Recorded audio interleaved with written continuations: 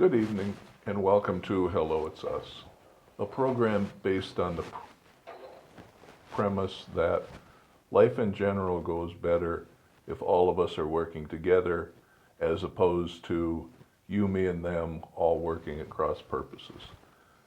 Hello, It's Us is brought to you through a collaboration between the Center for Disabilities and Development, the Extended Dream Foundation, and all the folks here at Public Access Television Channel 18. I'm Terry Cunningham, one of your co-hosts. The other host, Keith Ruff here, and back with us again to finish up our discussion of the Iowa City Public Library is Kara Logsden, the Community and Access Services Coordinator. It's a Yes. long title. Okay. Thanks for being back. Sure, thank you. I think we had just finished talking about the fact that in a survey, people decided they wanted the library to remain They wanted the downtown. library to remain downtown, and overwhelmingly, the community wanted the library to stay downtown. And the library is one of the hubs for downtown. And we have, I think our number was 721,000 visits to the library.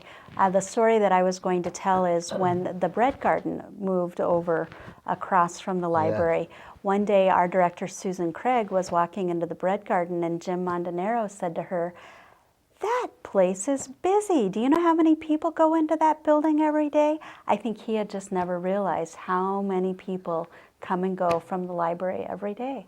So we bring a lot of people downtown, and it very much is an economic development resource for downtown Iowa City. And we're also very fortunate to be downtown. We have a great transit system. The buses come and go from downtown. One of the services that the library provides is with your library card, 2 times a week, you can bring that, your library card, we'll scan it, and we will give a free bus pass 2 times a week. So you ride the bus downtown, we give you a pass, and you can use that free pass to ride home. During the summertime, we have something that's called the Summer Library Bus. So children up to age 18 and the adults with them, all you have to do is show your library card. You can have a free ride downtown, and then when you're downtown, show us your card, we'll scan it, and we'll give you a free pass for home. How cool. Isn't that awesome? And doesn't that solve part of the parking issue? It solves a big part of the parking issue, yes. And then the Downtown Association has their new, well, and the City of Iowa City, they worked together for this, a new program where if you park in a ramp, the first hour of parking downtown is free. And the goal for that was to move people into the ramps that are going to stay downtown longer so that then the meters turn over a little bit more for the shoppers downtown. So that's a wonderful service. Come downtown and you get the first hour free. I guess. Yeah. So, and I think another thing that Keith was asking me about was the building expansion. And so we opened, the building that we're in right now, we opened in 2004. Okay. And that building came from a bond referendum. The city passed, 68% of the voters voted yes. They wanted to be taxed so that they could buy bonds to build a new library. Well, what we did with this library planning is that we didn't want to get into a position in the future where the building was not expandable.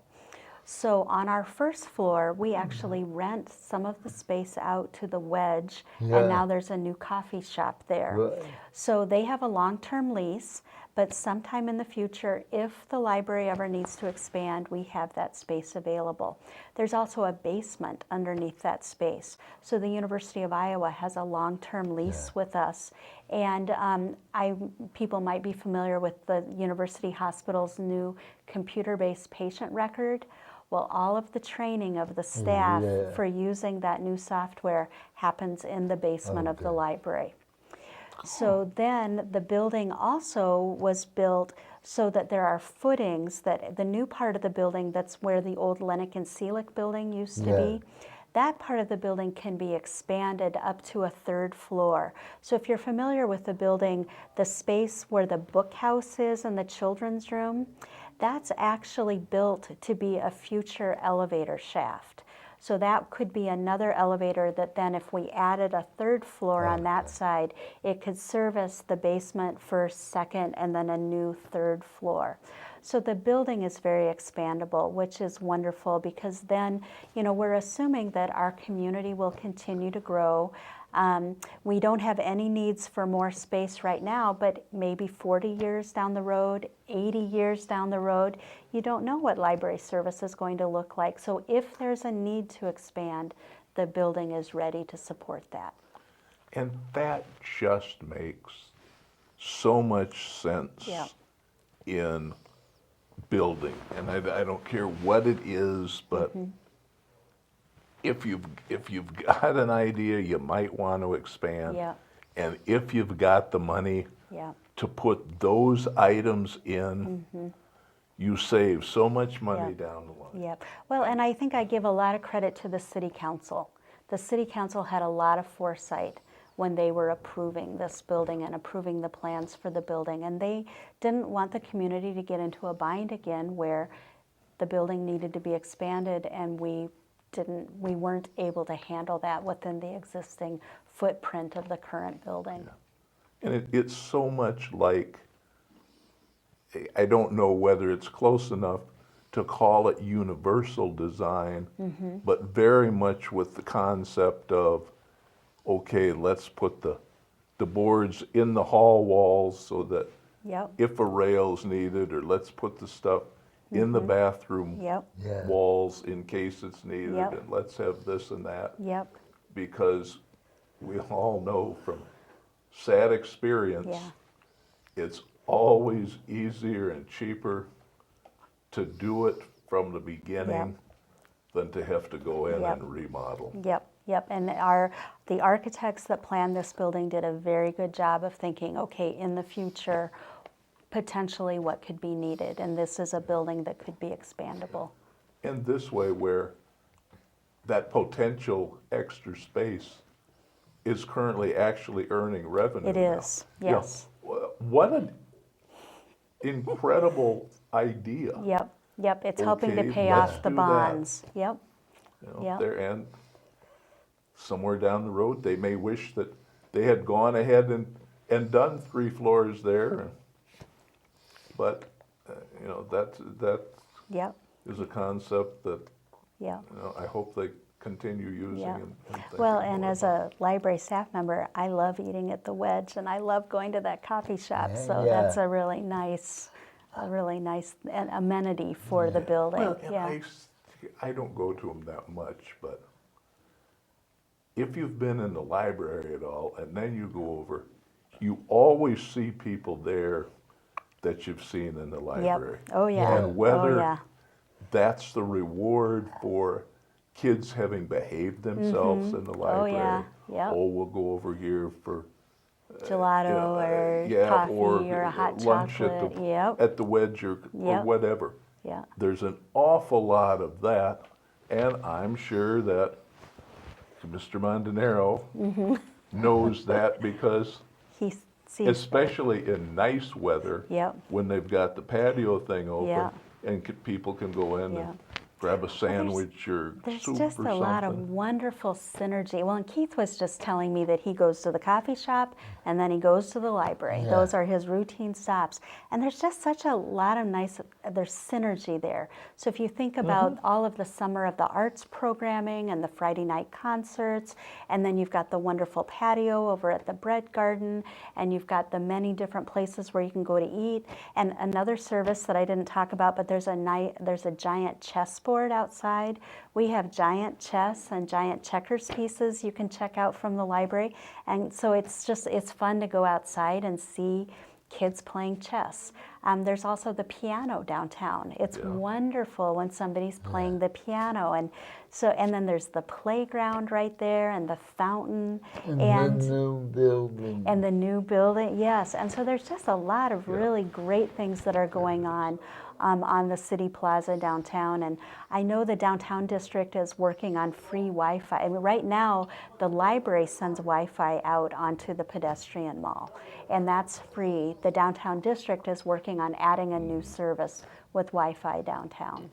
That's kind of beginning to be an expectation Yeah. is Yep. whether you go to a restaurant or Yep. a store, whatever, if somebody, the way things are now, if somebody's gonna be there more than 5 or 10 minutes, by God, the thought that they're without Right. their devices, Yep. you just see them kind Yep. of starting to shake. Yep, yep. Well, and we have free Wi-Fi throughout our building, in the meeting rooms and all the public spaces. And we've had a little bit of trouble with our Wi-Fi over the last couple months, but we've tweaked it a bit. And now we think that we have it fixed so that it's working really well. Carolyn, since we are a university community, do we have any interactive cooperation between your library and theirs? We've had, there's a lot of cooperation between all of the libraries in the community. Okay. University, Kirkwood, our library, there's an organization called the Public Libraries of Johnson County. The directors of the libraries meet typically once a month to coordinate services. What we do, we go back to what is the mission of the Iowa City Public Library. And I don't have it, I should have it memorized, I don't. But basically our mission is to serve the information and recreation needs of our community. Now, it's not to serve the academic needs of our community. So we feel very strongly that the university libraries has a purpose. Yeah. Kirkwood Libraries has a purpose to serve there. Now, that doesn't mean we won't serve students. Often we have people come to use our library and that have an academic need, but we don't buy textbooks. We don't buy books that have a very narrow following. When we look at selecting materials, we look at the community as a whole. Now, if there's an academic purpose that we're fulfilling, that's along with a joint purpose of the community using the library, well, that's a little bit of serendipity, and we're glad that that happens. But we do not say that our mission is to serve an academic purpose. We serve our community purpose. I have one more question. Yeah. Where does the funding for Yep, that's a good. buying the book, Yep. where does that come Yep. from? The majority of the funding actually comes from the city of Iowa City and the taxpayers. There's a Okay. library levy, but we also have contracts with the Board of Supervisors, contracts with all the accredited public libraries in the county to provide library services for people who live in rural Johnson County. So anybody who lives in rural Johnson County can go to any public library in the county to have services. We also get a very limited amount of money from the federal government and the state. That's typically through a program that's called Open Access, and that's run by the State Library of Iowa. It's actually called Iowa Library Services, where if you live in a community that supports a public library, an accredited public library, you can go to any other community and get a library card and use that, the library in that community. Sometimes some of the services are limited. For example, e-books, e-audiobooks, the e-magazines. We sign contracts with vendors that say we limit to our service area. So if we have an open access card, we're not able by contract to provide that service to people outside. However, we're very happy to check out books, videos, other library materials to people that don't live in our service area. But the Iowa Library Services has some money so that they reimburse libraries for the cost of serving other communities. So we keep track of how many things we check out to people in Cedar Rapids, how many things we check out to people in Coralville, and we get reimbursed a very tiny amount for those circulations. We also have fines and fees. We really wish that we didn't, in a perfect world, we'd never have to charge library fines. We charge them not because we want to be punitive, but because sometimes people need a motivation to bring things back on time. And our motivation is we want resources available to the community. And if they don't come back on time, it means that people are not able to have access to those materials. So the fines are in place as a a motivation. And we feel bad when people get fined, but sometimes it happens. We also get gifts and grants, and then so basically our bottom line is in FY13 our budget was $5,972,000. A big chunk of that is for library staff. We have 15 librarians on staff. We have 28 FTEs of other staff, and then we have about 35 FTEs of hourly staff. And so it takes a lot of people to run the operation that we run. We also have 339 volunteers at the library. And if we look at the number of hours that they volunteer every year, it's about 4.5 full-time staff people. So, and our volunteers are wonderful. It's an amazing group of people. When you purchase books for the library, is there a certain time cycle or is it year-round? We purchase books year-round. So we get our new budget January or July 1st. We run on fiscal years. So we have, it's our librarians who select the materials, and we have a collection development policy that our board adopts, and it basically gives the philosophy of why we purchase books, our materials, and what do we purchase. And then every collection, so the large print collection, the fiction on disc collection, the biology collection, each collection has a collection plan. And basically what it is a guideline of these are the materials that we select. And each one, it's reviewed by staff, a broad base of people in the library to make sure that we're purchasing a collection that reflects our community. So we purchase year-round. There is a life cycle of a book. Basically, the cycle is somebody identifies that we're going to buy it, somebody orders it, somebody receives it, somebody catalogs it, processes it to put the cover, the labels, and everything on it. We check it in, put it on the shelf. People check it out. It checks out, checks out, checks out. Every year we run lists of books that have circulated a lot or circulated not very much. But we have a standard that when a book has circulated 100 times, we look at it.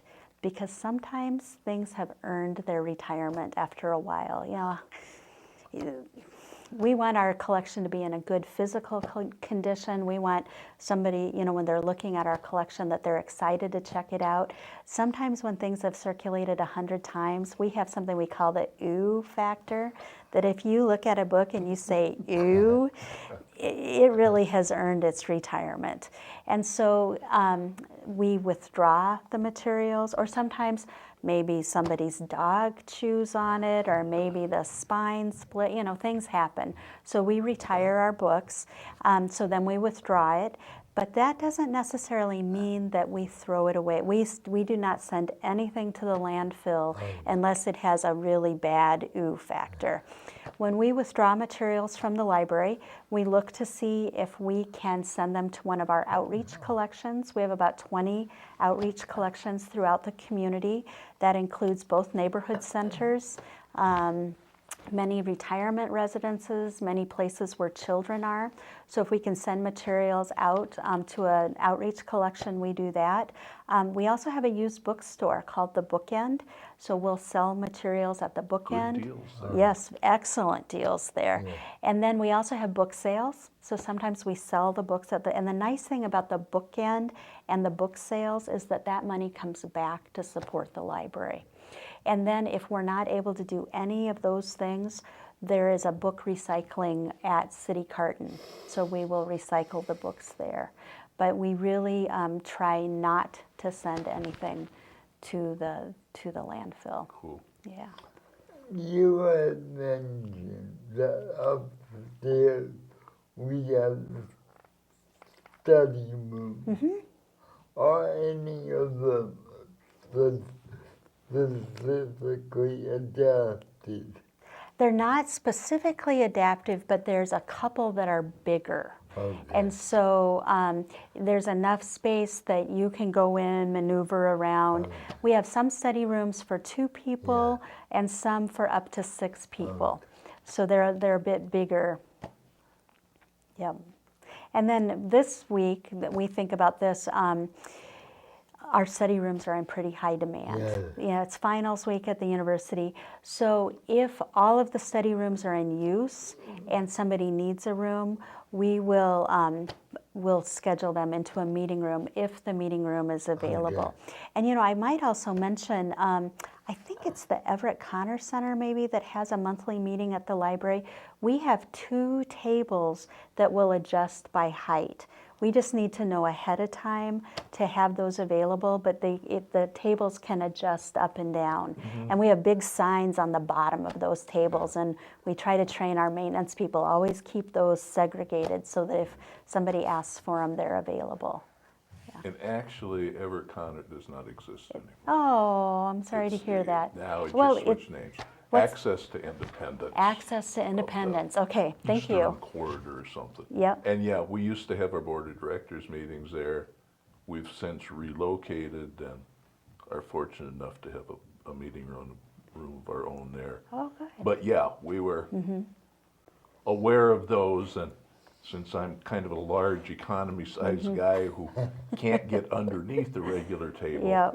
we knew they were around. Yeah, but yeah. it Well, and was we kinda needed like we your hoped there was a prompting. GPS tracking thing Yes, on 'em. and we needed your prompting to tell us that we needed to do a better job of keeping those segregated, keeping those labeled. So now when you go into our storage room, the half rounds are one place, the rectangles are one place, and the 2 ADA are in a separate place. And yes, those are wonderful. Yeah, Yeah. yeah. Yeah, we were glad that we could add those. One of the library features that I haven't tried yet, and I find a very interesting concept, is the whole checking out of pictures. Yes, the Art to Go collection. And that's actually something that we've gotten a lot of national attention for. So basically, anybody can check out 2 art prints for 2 months.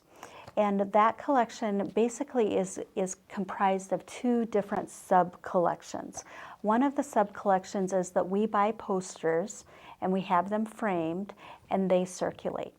But then once a year, we get a gift from our foundation and a gift from community members so that we have something that's called the Art Purchase Prize. So we put a call out for local artists to submit their original artwork. There's some requirements that it has to be plexiglass and not glass, and it has to be in a frame that will hold up to circulation. But basically, we have a budget that we can purchase original artwork from local artists. Sometimes it's photography, sometimes it's quilts that are framed, sometimes it's more of like a 3D paper art. Yeah.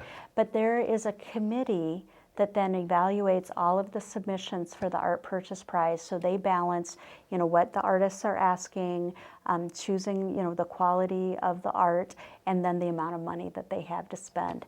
And so in January, the new Art Purchase Prize materials will be on display up in the 2nd floor of the library. And so then once they're on display for a month, they'll go out into the regular circulating collection. And right now, some of the new posters that we've had framed are actually on display up there, and at the end of this month they'll go down and start circulating.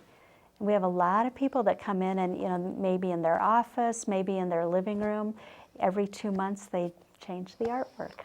I'm gonna have to check some of that out. Yeah, See if there's any dogs playing cards. Or I think Elvis there on- might Elvis be on Black actually. Velvet. Isn't there a famous painting or something of dogs? There's many, many of them. Yeah, yep. And I always thought there was just one, but if folks paid attention when the TV show Roseanne was on, they had their living room decorated in different ones. Oh, really? And I went online once and looked, and yeah, there's probably 20 different versions of I it. didn't know. I'll have to go watch an old Roseanne and check that out. Before we moved the office, when you realized a lot of the art from the library. Yeah, and we have a lot of original art on Yes. display in the library too. And our webpage, ICPL.org, has a section that highlights the original art in the building. But I'll tell you about a couple of the different things to look for. In the children's room, we have the Hazel Westgate collection. Hazel Westgate was the children's librarian when I was a kid. And at that point, the library didn't have money to purchase artwork. So she started writing to illustrators and asking them if they would submit some of their original artwork for books. So in the back of the children's room, we have a lot of original artwork from children's books that are on display in the library. We also have, there's a statue that's called Sleep, who's on a pedestal up on the second floor. And Sleep used to be in the lobby of the 1981 building. In the old Carnegie Library, she was actually up on the wall. But when she moved to the 81 building, she was on a pedestal. Well, as a joke, her head is a little bit up. And as a joke, periodically, people will bring in pillows and put under her head because she looks like she needs a pillow. One of the pieces of art that the library is most known for is the window. And that's the stained glass window that actually was in the old Carnegie Library that came to the 1981 building in the lobby, and now it's up on the second floor of the library in the southwest corner, up in the ceiling. So there's a beautiful little reading room up on the second floor. It's got a wood floor, nice comfortable chairs, lots of beautiful sunlight. It's one of my favorite places in downtown Iowa City is in the spring when the trees are blooming downtown over in that corner of the building. Yeah. So you have the beautiful stained glass window up in the ceiling and the beautiful Ped Mall to look out on, and it's one of my favorite places in the library. Yeah. Very interesting. Well, I think we're about to run out of time for this segment too. Any ending things you'd like to? No, I just want to quickly. welcome your viewers to come down to the library. You know, if you're a regular user of the library, keep coming. And if you haven't used the library, come on down and check out the services, the collections. And if you ever need help using the library, let us know, because we want to serve our entire community, and we want to make sure that everybody feels welcome at the library. Great. Well, this, as I said earlier, this has been very informative. Thank I'm you. sure that Keith and I aren't the only ones who learned a lot about different services that are available. Yeah. We want to thank you very much Yeah. for coming and sharing with us. And, Thank you. I you know, appreciate the If there's any invitation. activities sometime that you want to promote, go ahead. That, Give one of us a call and we'd be glad to have you back again. that would be great. And we're hoping out there that some people in the audience, now that they've heard what is offered there, will take advantage. That would be great. We'd love to have them use the library. There's Thank always you. something going on at the Iowa City Public Library. Thank you Thank you. for coming. We'll have to invite you next summer when we have our ADA celebration to That would be great. have a table there and Yeah, let people know a little more. we would appreciate being there. Thank Okay, you. Great. Well, thank you all out there. See you again soon. Thank you, Kara. Thank you. Bye now.